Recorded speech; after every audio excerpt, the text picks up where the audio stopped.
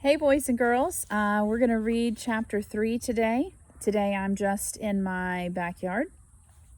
And when we read yesterday, we learned about Peggy and Maddie, and how Maddie wishes that Peggy would stop teasing Wanda. Now, she hasn't said anything to her because she's glad that she's not the one getting teased, but she does wish that Peggy would stop teasing Wanda. This next chapter is titled A Bright Blue Day. Somehow, Maddie could not buckle down to work. She sharpened her pencil, turning it around carefully in the little red sharpener, letting the shavings fall in a neat heap on a piece of scrap paper, and trying not to get any of the dust from the lead on her clean arithmetic paper. So arithmetic is another word for math. A slight frown puckered her forehead. In the first place, she didn't like being late to school. And in the second place, she kept thinking about Wanda.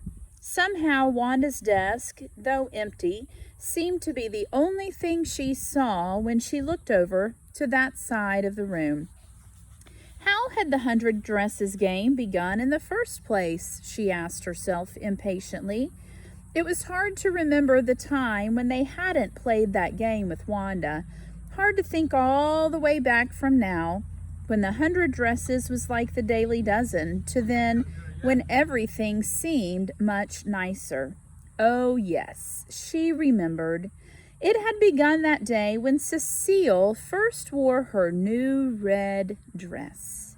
Suddenly, the whole scene flashed swiftly and vividly before Maddie's eyes. It was a bright blue day in September. No, it must have been October, because when she and Peggy were coming to school, arms around each other and singing, Peggy had said, "You know what? This must be the kind of day when they mean, this must be the kind of day they mean when they say October's bright blue weather." Maddie remembered that because afterwards it didn't seem like bright blue weather anymore, although the weather had not changed in the slightest. As they turned from shady Oliver Street into Maple, they both blinked. For now the morning sun shone right in their eyes. Besides that, bright flashes of color came from a group of a half dozen or more girls across the street. Their sweaters and jackets and dresses, blues and golds and reds, and one crimson one in particular, caught the sun's rays like bright pieces of glass. Said her dress was crimson, a crimson dress. I want you to listen to details to figure out what color crimson is. A crisp, fresh wind was blowing, swishing their skirts and blowing their hair in the eyes. The girls were all exclaiming and shouting, and each one was trying to talk louder than the others. Maddie and Peggy joined the group in the laughing and the talking. "Hi, Peg. Hi, Maddie." They were greeted warmly. Look at Cecile. What they were all exclaiming about was the dress that Cecile had on, a crimson dress with cap and socks to match. It was a bright new dress and very pretty. Everyone was admiring it and admiring Cecile. For long, slender Cecile was a toe dancer and wore fancier clothes than most of them. And she had her black satin bag with her precious white satin ballet slippers slung over her shoulders. Today was the day for her dancing lesson. So in my mind, I picture Cecile as being a fancy kind of little girl. She has on this beautiful dress that everyone is admiring.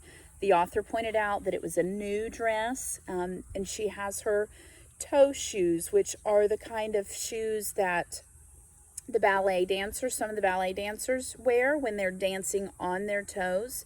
That's a special kind of ballet slipper, and she had that in her satin bag. Maddie sat down on the granite curbstone to tie her shoelaces. She listened happily to what they were saying.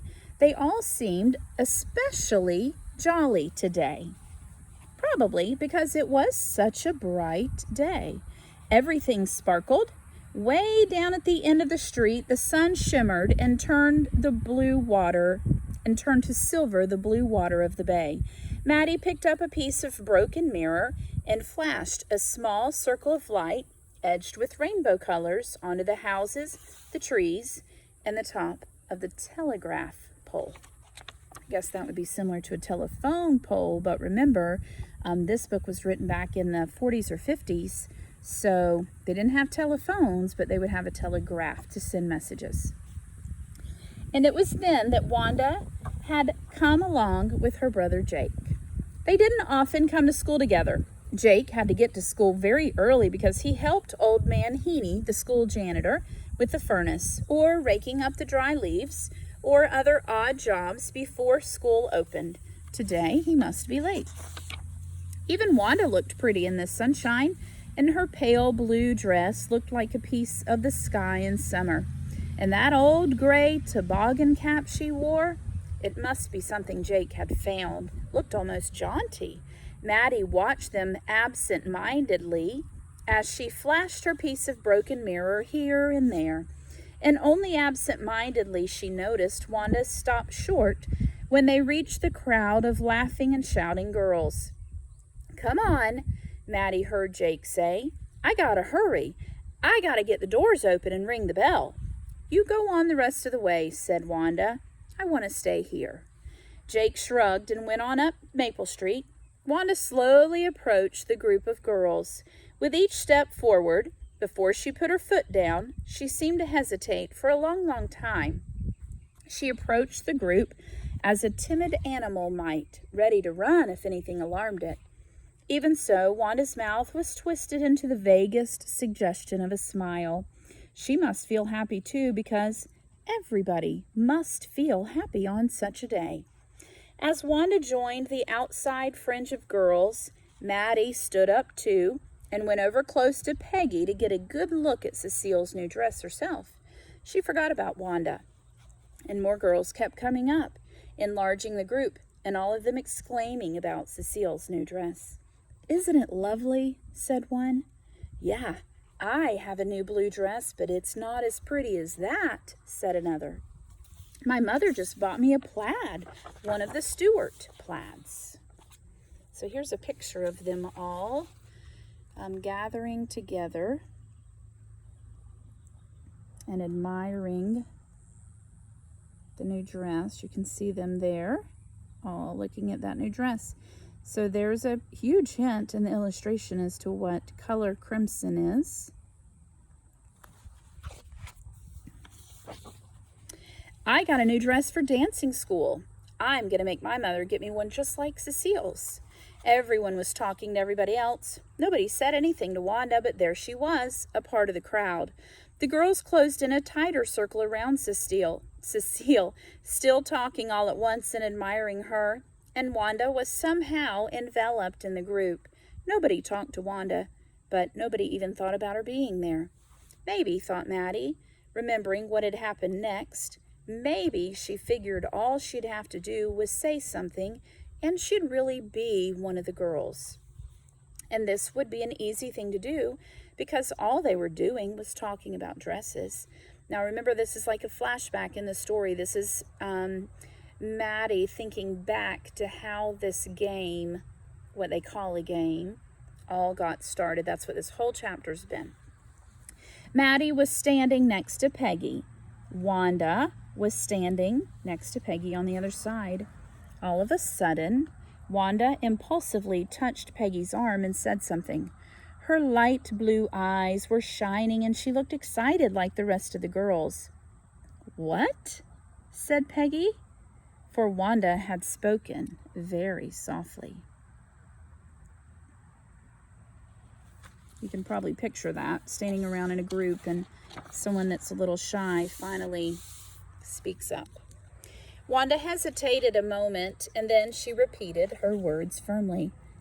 "I got 100 dresses at home." "That's what I thought you said. 100 dresses? 100? Peggy's voice raised itself higher and higher. Hey, kids, she yelled. This girl's got 100 dresses. Silence greeted this, and the crowd, which had centered around Cecile and her new finery, now centered curiously around Wanda and Peggy. The girls eyed Wanda first incredulously, then suspiciously. 100 dresses, they said. Nobody could have 100 dresses. I have, though. Wanda has 100 dresses. Where are they, then? In my closet. Oh, you don't wear them to school? No, for parties.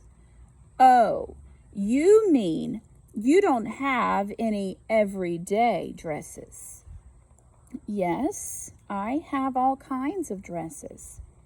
Why don't you wear them to school? For a moment, Wanda was silent to this. Her lips drew together. Then she repeated stolidly, as it were a lesson learned in school, 100 of them, all lined up in my closet. Oh, I see, said Peggy, talking like a grown-up person. The child has 100 dresses, but she wouldn't wear them to school. Perhaps she's worried of getting ink or chalk on them. With this, everybody fell to laughing and talking at once. Wanda looked stolidly at them, pursing her lips together, wrinkling her forehead up so that the gray toboggan slipped way down on her brow. Suddenly, from down the street, the school gong rang its first warning. Oh, come on, hurry, said Maddie, relieved. We'll be late. Goodbye, Wanda, said Peggy. Your 100 dresses sound beautiful. More shouts of laughter greeted this, and off the girls ran, laughing and talking and forgetting Wanda and her 100 dresses, forgetting until tomorrow and the next day, when Peggy, seeing her coming to school, would remember and ask her about the 100 dresses. For now, Peggy seemed to think a day was lost if she had not had some fun with Wanda, winning the approving laughter of the girls. Yes, that's the way it had all begun, the game of the 100 dresses. It all happened so suddenly and unexpectedly, with everybody falling right in, that even if you felt uncomfortable as Maddie had, there wasn't anything you could do about it. Maddie wagged her head up and down. Yes, she repeated to herself, that was the way it began, that day, that bright blue day. And she wrapped up her shavings and went to the front of the room to empty them in the teacher's basket. So there she is, emptying her pencil shavings.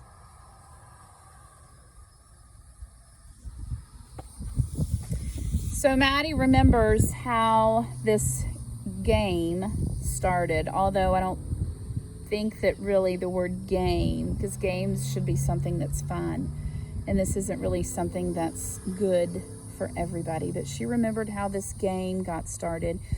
And I want you to think about the characters. I want you to think about Peggy, who started all of this. I want you to think about why did she start all of this? I want you to think about Wanda. Think about how Wanda feels about this game that's going on, since she's the one that's being made fun of. And then think about Maddie. Maddie's been really bothered by this, but yet she hasn't spoken up. So I want you to think about and form your opinion. Who do you think is more in the wrong? Is Peggy wrong for starting it, or is Maddie wrong for not saying anything? I want you to think about it. See you tomorrow.